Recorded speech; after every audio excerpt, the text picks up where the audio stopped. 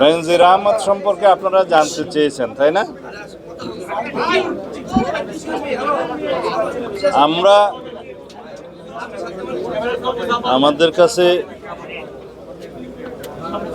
Abu Dhabi থেকে UAE গভর্নমেন্টের federal police বেনজিরকে গ্রেপ্তার করার পরে যে ইমেইলে মেসেজ দিয়েছিল 30 দিনের ভিতরে যেন আমরা প্রয়োজনীয় কাগজপত্র পাঠাই তাকে ফেরত আনার ব্যাপারে, আমরা 3 দিনের ভিতরে তৈরি করে দিয়েছি।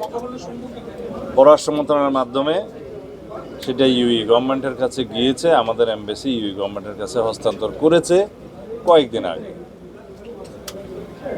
এটা হচ্ছে সর্বশেষ অবস্থা। ইউএই গভর্নমেন্টের তরফ থেকে আমাদেরকে এখনও কিছু জানানো হয় না, আশা করি খুব শিগগির জানানো হবে।